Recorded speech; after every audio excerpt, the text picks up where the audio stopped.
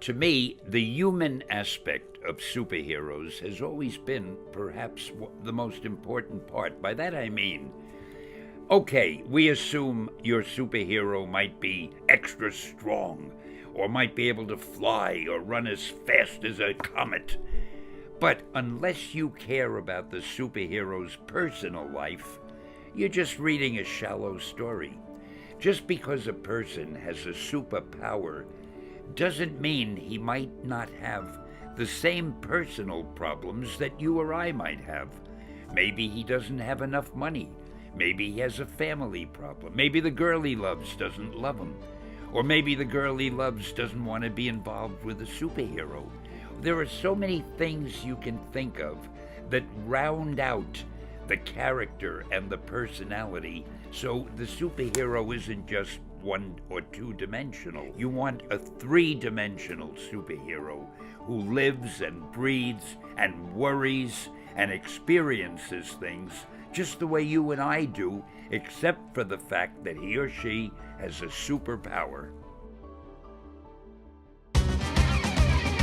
Spectacular, spectacular, Spider-Man. Spectacular, spectacular, Spider-Man. Spectacular.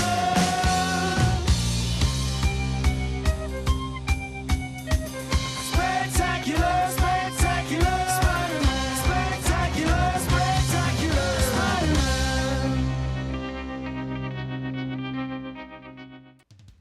Spectacular Spider-Man first aired on the CW Kids WB block on March 8, 2008, following the success of the Sam Raimi trilogy. It was developed by Greg Weisman, the man behind Gargoyles and Young Justice, and Victor Cook. The series was originally supposed to be a direct-to-DVD series release, however, the series was picked up by the CW, and so the series aired on the kids block of the network. The animation and style were kept simple so that the movement of Spider-Man could be fluid and similar to that of the Sam Raimi trilogy. See, it might be difficult to imagine with the saturation of superheroes in today's modern media.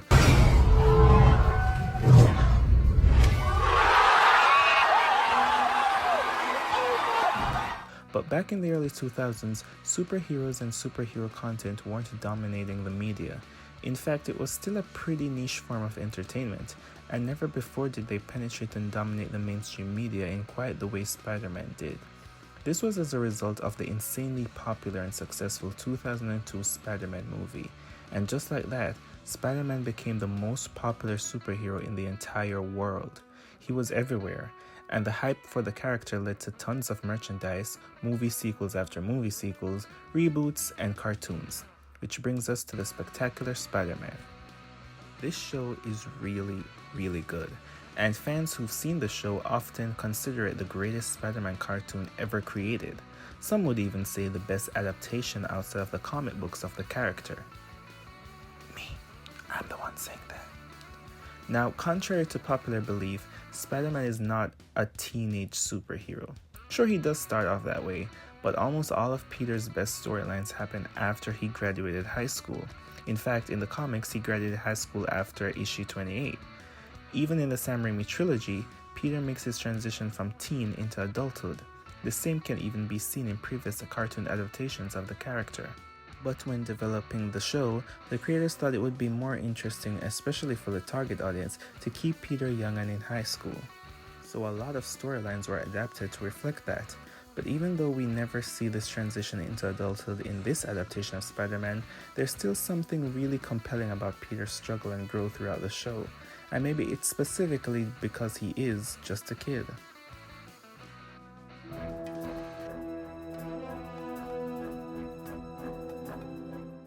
The show follows Peter Parker, a high school student who was bitten by a genetically modified spider and gained superhuman agility, strength, reflexes, and the ability to walk on walls. The series follows Peter after the events that already led him to becoming Spider-Man and jumps headfirst into what it takes for him to become a superhero. The pilot episode of Spectacular Spider-Man, Survival of the Fittest, opens on a teenage Spider-Man the night before the new school year starts. The incident with the radioactive spider had already taken place months before, and he's slowly settling into his role as a superhero. This is a fresh Spider-Man, and up to this point he's still largely considered just a myth. Though Flint Marko and Alex O'Hearn are very familiar with Spider-Man as he's encountered them multiple times over the summer. Spider-Man easily restrains them both, however this troubles a looming figure as he discusses how Spider-Man has been consistently tampering with his plans, and now that he knows that he's real, he wants to hire the enforcers to take care of him. The next day, back at Peter's home, Aunt May talks about how difficult things have been since Uncle Ben died. They've been struggling financially to make ends meet and to pay the bills. Aunt May, however, doesn't want Peter to know this because she doesn't want him to worry. Peter, however, overhears this and realizes he has to do something to help. This is a key characteristic of not only Peter's character, but the essence of a good Spider-Man story. Spider-Man isn't just compelling because he's a badass superhero. He's compelling because he's a person first, who has to handle all the responsibilities that comes along with being a superhero. At Oscorp, an engineer, Adrian Toomes, becomes enraged when he learns that Norman Osborn stole his idea for tech flight. Norman confronts and belittles Adrian, refusing to apologize and saying that he never will. This is a key component of who Norman Osborn is. He claims that no one will ever believe that someone as old as him could come up with the idea for tech flight and has him kicked out of the building. Adrian vows vengeance against Norman. Back at school, Peter meets up with his best friends, Harry Osborn, the son of Norman Osborn, and Gwen Stacy. Peter feels very confident that things will be different for him now that he's Spider-Man. He's undergone a drastic change, and he feels that being Spider-Man, having this power, will finally enable him to stop letting people walk over him. Be confident, and nothing like the wimpy nerd he was before. Even though no one else knows it, he truly believes that he's changed so much that he can do anything. Shortly after spending the summer fighting crime, high school would be a cakewalk. He walks up to a girl he likes, asks her out, and... Are you damaged? He did. Why in the world do you think I'd ever go out with Midtown High's champion geek?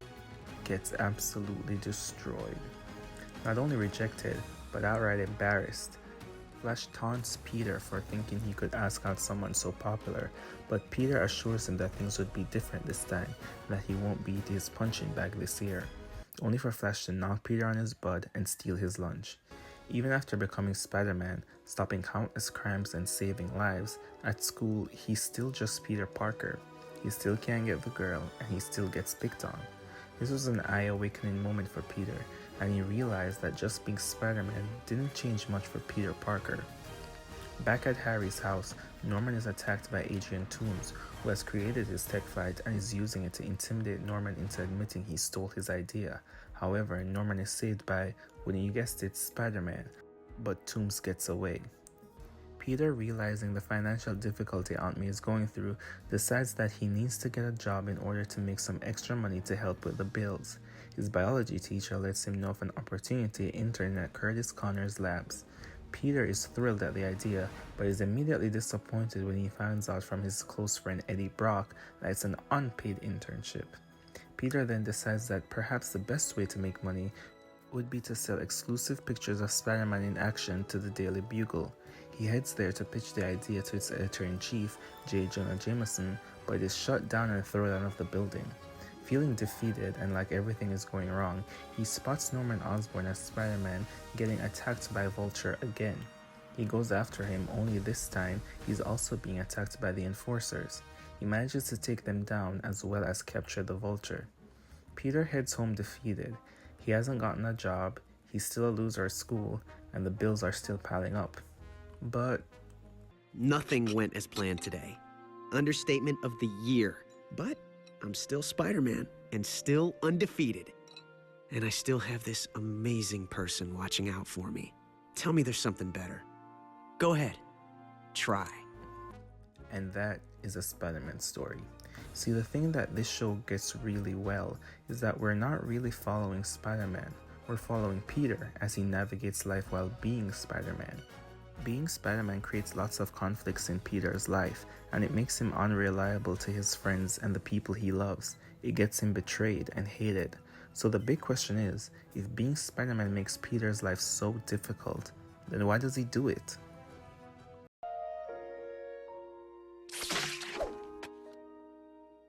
Except I saved him.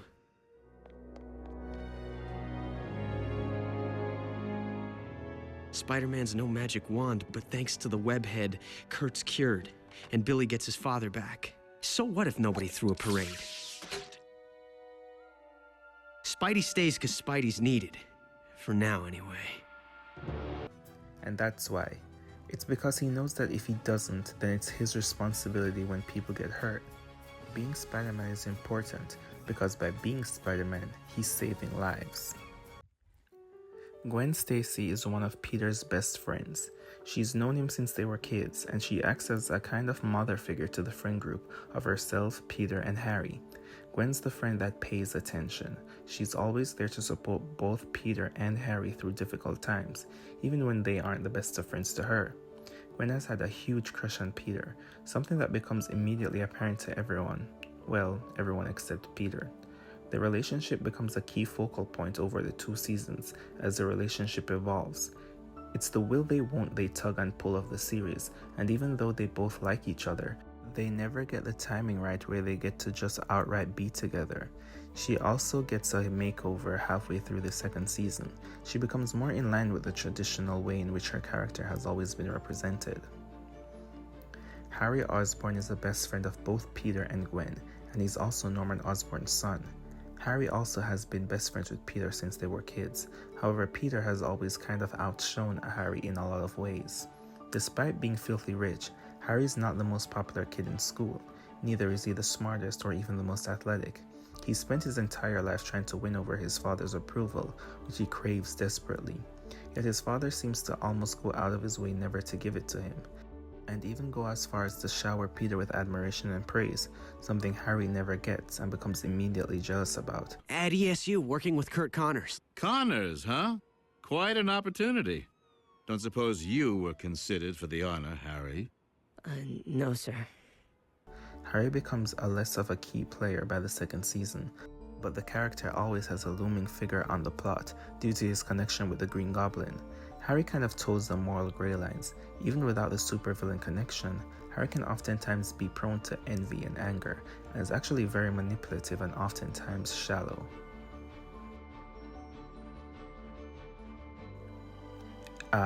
Eddie Brock. We'll actually get to him a little later in the video, but for now all you need to know is he grew up with Peter, they both lost their parents in the same plane crash, and they've been lifelong friends. Well, sort of. Liz Allen started off as a very shallow character, a representation of the popular kids in school who give Peter a hard time. She actually has a pretty interesting character arc where she learns to think more deeply and care about things other than herself. She initially becomes interested in Peter when he's direct and aloof with her, something she's not really used to. She grows to care about him over time and stops caring about how others will perceive her for being smart or even going out with someone like Peter. Flash Thompson is your typical high school jock. He's one of the most popular kids in school and is the quintessential bully in Peter's life. Peter and Flash used to be best friends when they were kids, but Flash became popular and started bullying Peter. I think what I love most about Flash's character is that he's not your typical high school bully. Flash does often show that he's capable of great compassion and doing what's right. His moral sense of good is ironically fueled by his obsession with Spider-Man, which allows him to have moments where he's actually a pretty decent human being. Mary Jane gets introduced a little later in season 1. She is this really attractive, confident redhead who enjoys a good time. Mary Jane exercises her right to date around, and even though she and Peter like each other, she doesn't want to get tied down in a relationship. She eventually starts going to Midtown High and starts developing relationships and becomes very good friends with Peter, often giving him advice on girls and looking out for him. Next to Batman, Spider-Man has the most extensive and impressive rogues gallery of any other superhero, and these villains play a huge part in Peter's story, but we're just going to go over 2. Over the course of the 2-season span of the show, there's really been 2 major arcs, the Venom arc and the Green Goblin arc. Both of these arcs are introduced and resolved in the 1st season. Well, kind of. They kind of take breaks in between arcs, and they all really only get fully resolved by the 2nd season. These stories, I think, are some of the best to come out of the show, and are a really perfect example of not only how good the show is, but also how great it is in handling its story and characters. So let's get into it with the first one, the Venom arc. After an alien ooze from a spaceship is recovered, Peter becomes determined to sneak a peek at the alien after he finds out it's being studied at Connor's lab. He heads there at night as Spider-Man to get a closer look, but finds a cat burglar in the process of stealing the ooze. The cat burglar, Black Cat, runs off when Curtis Connor comes back to the lab. The ooze is no longer there, and Spider-Man believes that Black Cat must have been the one who took it. Meanwhile, the Daily Bugle reports that Spider-Man was actually working with Black Cat to steal the ooze, and Peter learns that Curtis Connors didn't know about the theft until the following morning. Peter's confused as to why Dr. Connors would lie about seeing him the night before. Meanwhile, Eddie Brock is upset that Spider-Man would actually steal the ooze, but even more upset that Peter would take pictures of the theft while it was happening, without even getting help. Feeling totally betrayed by Peter, Eddie swears him off as his friend and declares that he's done with him. Later that night, Spider-Man searches for Black Cat as he believes she stole the ooze. However, unbeknownst to Peter, the ooze actually fused with his suit during the fight with Black Cat and has now spread and taken over his entire suit, giving it a black appearance. Black Cat tells Peter that she did not steal the ooze and that she knows he did not either, all while flirting with him and trying to convince him to team up with her. Peter soon realizes that the ooze didn't just change the appearance of his suit, but it also enhances all of his abilities. He can leap further than he ever could, he's physically stronger, and his webs shoot further, and the suit even balances him out while he's on water. Because of these enhancements, he decides that it would be better to keep the ooze as it assists him in helping more people, and decides that it's probably safer with him anyways. Meanwhile, it is revealed that the chameleon disguised himself as Curtis Connors the night the ooze was taken in an attempt to steal it for someone else. He gets an idea, however, to disguise himself as Spider-Man and go committing more crimes to disparage his name. Black Cat and Spider-Man confront him and take him down. When asked about the missing alien ooze by Detective Stacy, Peter almost admits to taking the alien, but a louder voice in his head convinces him that it's not a good idea and that they should not tell anyone and keep the suit for themselves. We'll find out what Chameleon did with the ET. Actually, what are you doing? You tell the truth and they'll take the suit away, and you need its power to help people. Peter was seemingly convinced by the alien itself to not turn the suit in. After Electro is released from therapy, he frees the other villains Spider-Man has taken down before from prison: Sandman, Rhino, Vulture, Shocker, and Dr. Octopus. They join forces under Tombstone's consignment in a last-ditch effort to get rid of Spider-Man permanently as the Sinister Six. Meanwhile, Peter runs into Eddie, who is still really upset that Peter took those photos for the Bugle. He tells Peter he's done with him. This is a perfect time to talk about Eddie as a character, and how he's set up perfectly to become a great antagonist for Peter. He's extremely harsh and dismissive of Peter and what he's going through. He never talks to Peter about why he's even taking those pictures. If he did, he would realize how important it is for Peter to have this job, as it's the only way he can support Aunt May. But instead, he fixates on his feelings of betrayal to the point where he doesn't give Peter, a guy who he grew up with, who has a similar tragedy of losing their parents, who was his best friend, the benefit of the doubt. He can't extend even a little bit of compassion or empathy to Peter, and just becomes so consumed by his resentment towards him that he actually goes out of his way to hurt him. He meets up with Mary Jane to go out with her because he knows how much Peter likes her. Eddie is just a bad friend at this point, and an even more terrible person, and I think Mary Jane puts it best. Pete may not be perfect, but whatever his faults, he's twice the man you'll ever be. The Sinister Six starts creating a rampage in Times Square and ambushes Spider-Man. Aunt May is caught in the crossfires and suffers a heart attack at the scene. Meanwhile, Peter is struggling to hold his own against the Sinister Six, as they've adapted to his strategies and the tactics he used previously to take them down no longer works. Becoming overwhelmed, he has no choice but to flee, still not knowing Aunt May has just suffered a heart attack. He decides to go home and regroup. The Sinister Six, however, lays out a trap to draw him out so they can finish the job. And this is where things get really interesting. The suit has been shown to have its own consciousness and even influences Peter's, but it's taken to a whole new level because while Peter was sleeping, the suit took control of Peter's body, and instead of Peter wearing the suit wore him. It went out to take down the Sinister Six in what is probably one of the most best choreographed sequences of the entire series. Before, Peter was struggling, but now with the suit in full control, it goes on a pretty impressive takedown and manages to bring down every single member of the Six. This is a very different Spider-Man action sequence than what we're used to. Under the full control of the suit, he's even more serious and more brutal in his attacks. Even the Six acknowledges the fact that he's fighting a lot more seriously, not even making his signature jokes anymore. But of course, that's because Peter is actually sleeping. It takes down every single member, and for a second, Spider-Man, well, the suit, was actually going to kill Dr. Octopus.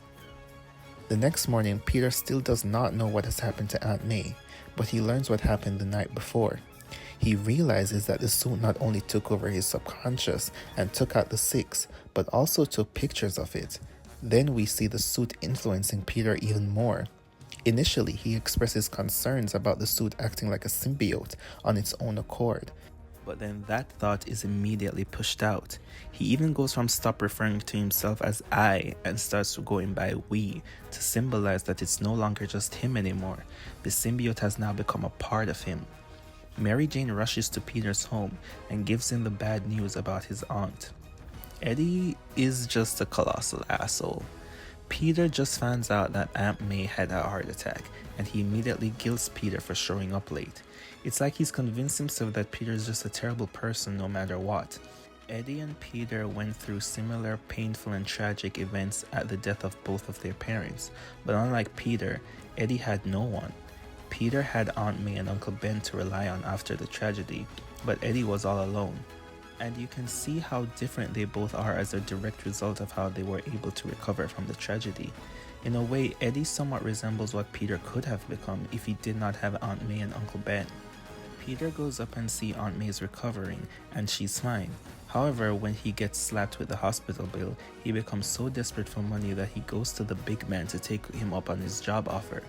Tombstone tells him that in order to earn his trust, he has to refrain from fighting any crime for a week, and Peter agrees.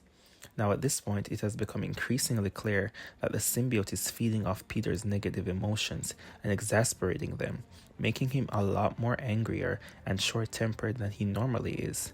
Back at school, when his friends try to console him, he snaps at them. The symbiote has taken over and is making Peter act in a way he normally wouldn't.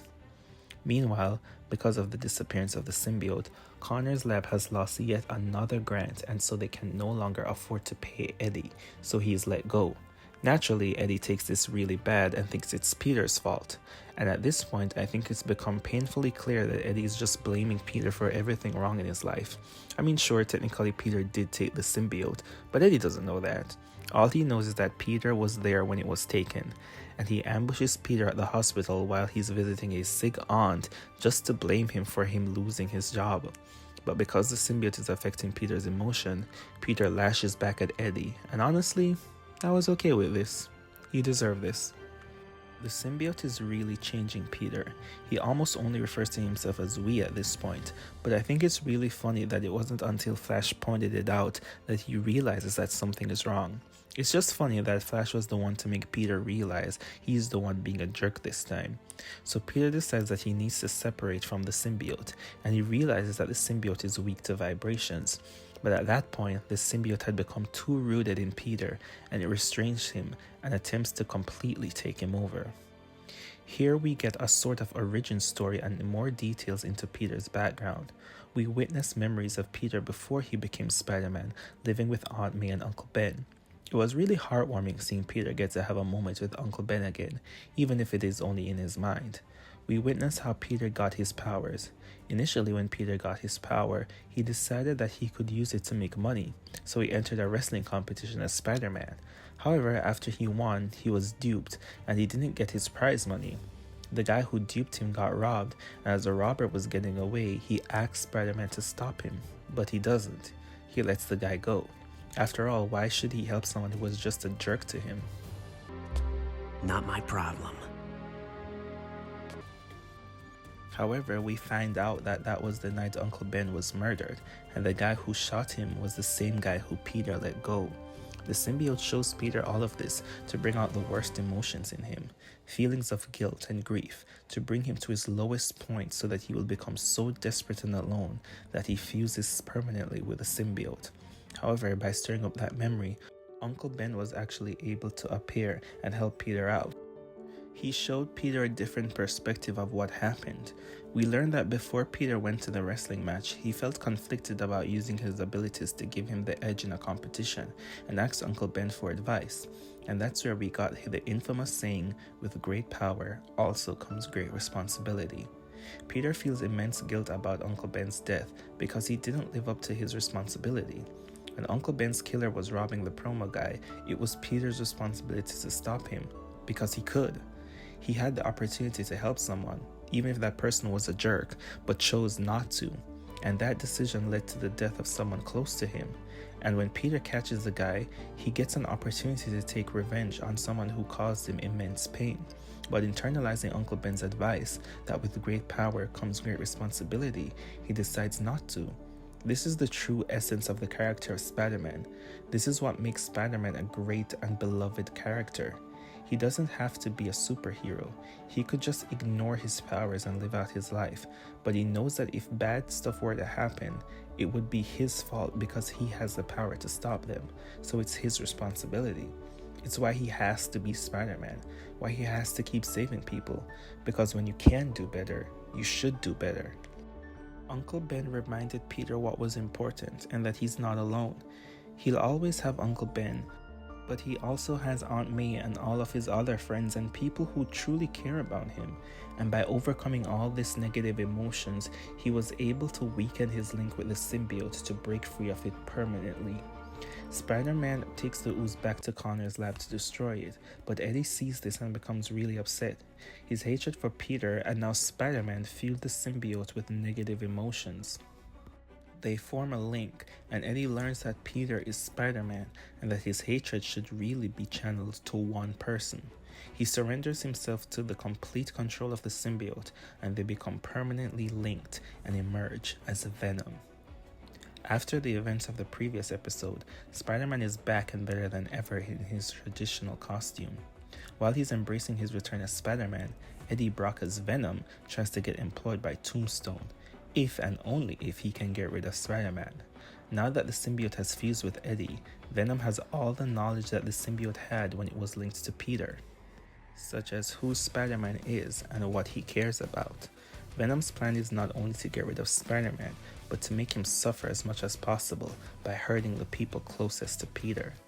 Meanwhile, Peter is again grappling with whether or not he should continue being Spider-Man, admitting that it's good that he's able to save so many lives, but not sure if he does it because it's the right thing to do, or because it's thrilling and offers him an escape. Just then, Venom attacks Peter at his home. He easily overpowers him but refrains from killing him, making sure that he suffers. He heads to the hospital to attack Aunt May, who is still recovering from her heart attack. Spider-Man was able to catch up with him, however, and stop him. Realizing that Venom is Eddie, he pleads with him to stop, only for Eddie to inform him that he's going to hurt the person who he loves the most next. Peter believes this to be Mary Jane and heads to the parade where she and the rest of the school are attending. While keeping an eye out on Venom and protecting Mary Jane, Eddie ambushes Gwen and ties her to one of the floats. Spider-Man frantically tries to save her, but is constantly overwhelmed and prevented from doing so by Venom. This shows how far Eddie Brock has fallen. Aunt May is like another mother to Eddie, and Gwen is one of his closest friends. The symbiote feeds off negative emotions, so his anger for Peter is further exacerbated, and he no longer cares who he hurts on his quest for vengeance against Peter. Fortunately, Gwen was saved by the other students, but Venom does not relent in his attack against Peter. Finally, in a last attempt, Peter expresses his regret for ending his connection with the symbiote and begs it to come back. The symbiote's found a better partner in me. Me? Not us? The symbiote quickly terminates its link with Eddie to rejoin Peter, but this was part of Peter's plan. He did not really want the symbiote back, and so it had no negative emotions to feed off. Peter captures the symbiote and buries it away. At Thanksgiving, Gwen Stacy and her father join Peter and Aunt May. During dinner, Peter is finally confident that Spider-Man is needed, and he gets rid of the genome cleanser. At the end, Gwen Stacy kisses Peter goodbye before leaving, revealing her true feelings for him, and Peter realizes that Venom meant her when he said the one he loved the most. This arc picks up again in Season 2, Episode 5. Some months have passed and Eddie has since disappeared, but recently Peter has been seeing glimpses of both Eddie and Venom around the city. He decides to go back to where the symbiote was buried and confirms that it hasn't been disturbed. Turns out this was part of Eddie's plan to make Peter paranoid enough to lead him directly to the symbiote, and it worked. In the next episode, Venom poses as Spider-Man and commits several crimes in the city in an attempt to ruin his reputation. Eddie also makes his comeback after being gone for a while and returns in Peter's life to make it as miserable as possible. He plans to unmask Spider-Man and reveal his identity as Peter Parker. He breaks into the Bugle and exposes Peter as Spider-Man. You want the wall crawler? No! Then here's a scoop. Peter Parker is Spider-Man! A full-on investigation is conducted by the Bugle to determine whether or not Peter is in fact Spider-Man. Several people close to Peter are interviewed and asked if they think it is at all possible that Peter is also the web-slinging superhero, and due to the overwhelming media coverage of the story, Peter is constantly hounded by reporters. Venom even attacks Spider-Man publicly to remove his mask and prove that he is Peter Parker, and then plans to force a gene cleanser down his throat to remove his powers. This episode exemplifies how dangerous it is if Peter's secret were to ever be revealed, and why it was so necessary for him to maintain a secret identity. Yeah, but I hope the Parker kid is Spider-Man. Believe me, every guy in the joint would know what to do with that info. A full-on battle between Venom and Spider-Man ensues, and like before, Venom is able to overwhelm Spider-Man through pure force and power. However, Spider-Man was able to force the gene cleanser down Venom's throat, and the symbiote begins to reject Eddie and runs away, leaving him powerless. And the story of Venom comes to an end. But there's still one more iconic supervillain that Spider-Man has to face. Present and accounted for. The Green Goblin arc is the second most prominent arc in the entire series. When Harry Osborn, Norman Osborn's son, starts taking Goblin Green, an experimental drug meant to improve intelligence and strength, his behavior starts to change. He initially started taking the drug to give him a competitive edge in school. His grades started to improve, and he was even able to make the football team by displaying impressive athleticism. Harry Osborn is an interesting character. He often gets made fun of because of the opportunity he's able to claim by simply being Norman Osborn's son. Yet all he wants most in life is to earn his father's approval. Norman never seems to be impressed by his son, and oftentimes holds his best friend Peter to a higher standard than him, because of how driven and gifted Peter is in school. Because of this, Harry grows to be very jealous of Peter, and decides to join the football team both so he can become more popular and to impress his father. When they both try for the football team, Peter is able to excel over all of them because of his superpowers. He confronts Peter for already having so much and still wanting to take football from him. This was my dream, Pete. You're already the smartest kid in school. You really need this too? Peter decides to let Harry take the win, seeing how important it was for him. Harry immediately becomes popular due to his association with the football team, and starts spending less and less time with Peter and especially Gwen. He so desperately wanted to be accepted, he began to neglect his friendship with Peter and Gwen. However, as he continues to take the green juice, he starts experiencing periods of blackout with no recollection as to what he had been doing. Eventually, Gwen notices this and pleads with him to get help. The formula makes Harry more prone to anger, however, and he dismisses her. It is also extremely addictive. Eventually, a new villain arrives in town, the Green Goblin, with plans of taking control of crime and being the new big man. But first, he has to get rid of both Tombstone and Spider-Man. The Green Goblin steals tech from Oscorp. Green Goblin comes up with an elaborate plan to hijack Tombstone's party, and they execute both him and Spider-Man. However, his plans fails due to involvement of Spider-Man. Meanwhile, Harry continues to take Goblin Green and experiences periods of blackout as well as bouts of anger. Green Goblin's next elaborate plan involves kidnapping Tombstone's right-hand man, Hammerhead, and threatens to release sensitive information about his operation unless he cooperates and meets with him. Green Goblin also runs into Spider-Man and gives him a similar proposition to meet him later that night. Peter starts to wonder who the Green Goblin really is and suspects Norman, after the Goblin fled to his house and he saw Norman coming from a secret room. However, the Green Goblin steals more Oscorp technology and Norman is seen in the same room with him. After arriving at Goblin's location, it's revealed to be a trap to take both Spider-Man and Tombstone out, which they both suspected. Tombstone and Hammerhead manage to get away, but during a fight between himself and Spider-Man, the Green Goblin injures his foot and flees. Spider-Man tracks him down to Norman's household again, and when unmasked, the Green Goblin is revealed to be Harry. After becoming addicted to the Goblin Green formula, it is surmised that during his periods of blackout, he became the Green Goblin and committed crimes.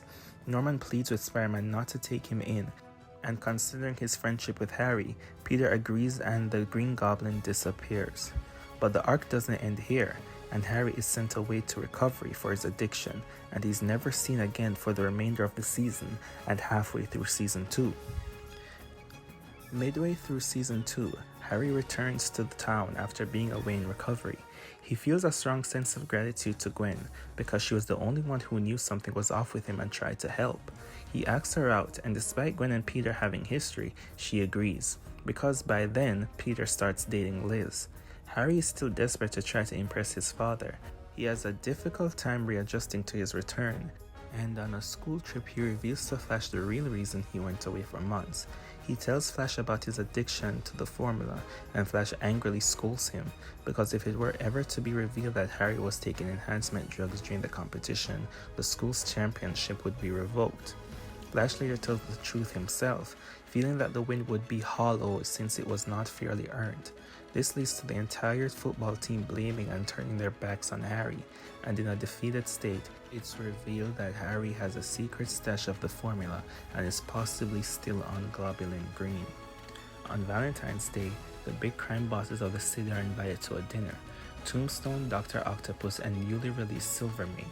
It's quickly revealed that the dinner was a setup by Hammerhead to remove Tombstone and all of them from power so he can take their place. A battle ensues between the crime bosses and Spider-Man intervenes and manages to take them all out, including Tombstone. With all the crime bosses out of the picture, it leaves the door open for a new one, and it is revealed that Green Goblin was the mastermind behind the whole takedown, influencing Hammerhead to betray Tombstone. Green Goblin becomes the new crime boss and comes up with plans to take down Spider-Man, such as creating a new supervillain and releasing all the bad guys in prison to take him out, all of which fail. Eventually, Green Goblin comes up with an all-out plan to take out Spider-Man for good. Harry turns up after being missing for a couple of days. He reveals to Gwen and Peter that he was kidnapped by the Green Goblin, and he also reveals his addiction to Globulin Green. He professes, however, that he cannot be Green Goblin because he destroyed his stash to prevent the possibility of it happening again. Peter and Gwen believe him, but they both want to be together. They confess their feelings for one another and decide to break up with Liz and Harry so they can be together. However, Harry overhears this conversation. Spider-Man goes to Norman's household and confronts both Norman and Harry as to who the real Green Goblin is. They both deny being Green Goblin, but Spider-Man pushes that it might be Norman because he saw Green Goblin flee to his house and Norman coming from a secret room. It's however revealed that that room was no secret at all and in fact was a wine cellar. Spider-Man is obviously very confused about the whole situation, and Norman confesses to Spider-Man that he suspects Harry is lying, then apologizes and takes the call. He says it's urgent. I apologize, Spider-Man. One moment. Just then, a big explosion goes off in an attempt to assassinate Spider-Man. He survives and is attacked by the Green Goblin. A fight ensues, and the Green Goblin gets away. Now realizing that neither Osborns are the Green Goblin, Spider-Man goes on a hunt to find out who he really is. Meanwhile, Peter breaks up with Liz and she doesn't take it well. Gwen still hasn't been able to break up with Harry because he's not been around. Norman gives Spider-Man the address of his close business partner, the only other person who knew about Globulin Green. Spider-Man confronts him, but is again ambushed by the Green Goblin. The entire city's booby-trapped, and all of Green Goblin's forces are out in full swing to take Spider-Man out. A harrowing battle goes on, and Spider-Man gets really hurt.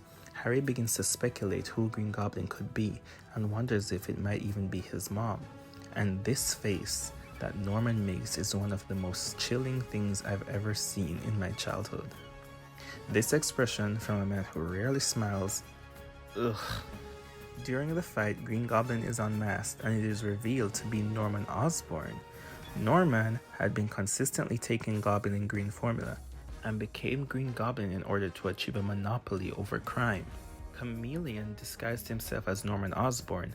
Right, except I heard you apologize to Spider-Man last night. Norman Osborn never apologizes! I did not sign on for this. Norman framed Harry while secretly working to take Spider-Man down. Norman sets off one of his own traps and tragically dies. Well, not really. Harry swears vengeance against Spider-Man and uses the grief to manipulate Gwen to stay with him.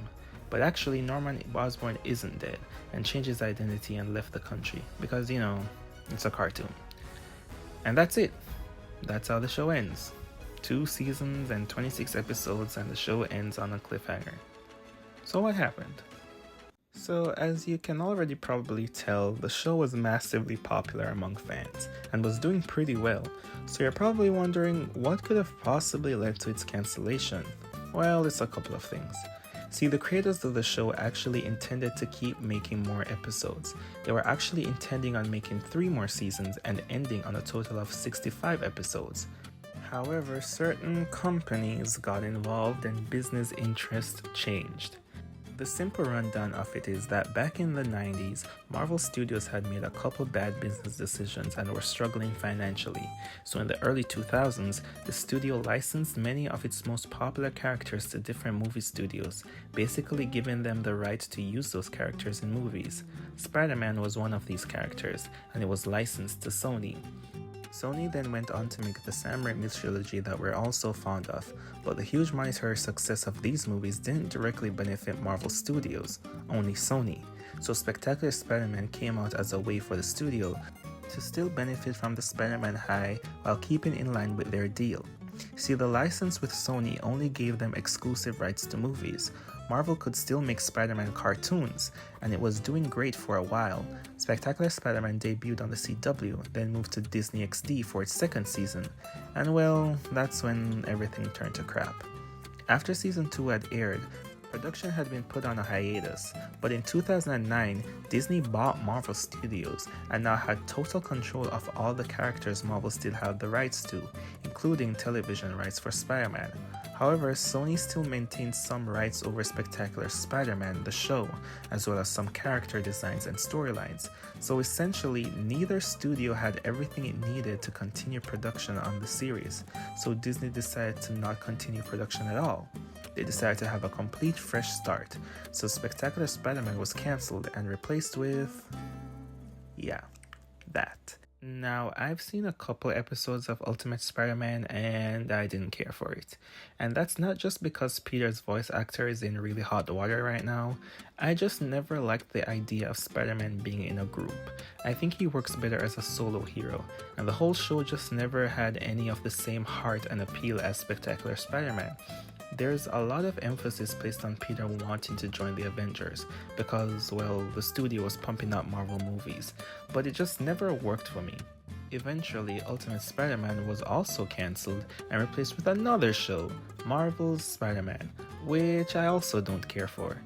I don't know, there's just something about these shows that never really captured the magic of why Spider-Man is such a compelling character, at least not in the same way Spectacular Spider-Man did. So, will we ever get a Spectacular Spider-Man Season 3? Well, I don't think so. There have been some chatter about a possible renewal, but nothing concrete, and honestly I'm not sure if it will ever happen, but I'm okay with that. Sure, I would love to see the creators continue their story, but what they've already made is so good and enjoyable to watch, even if we're still left with questions at the end, then I'm okay leaving the story here. I've rewatched the show a dozen times and it still holds up. it still manages to entertain me and make me have an even deeper appreciation for Spider-Man. I would 100% recommend this show to any new Spider-Man fans or for anyone who just wants to know what the character is all about. The show might have had a premature end, but I feel safe saying it's the best adaptation of the character ever. Not just cartoon or TV show or movies, just the best ever. And I can't wait to dive back in again. If you've made it this far, thank you so much for watching this video, and if you like this video, be sure to subscribe and stay tuned for more. Bye.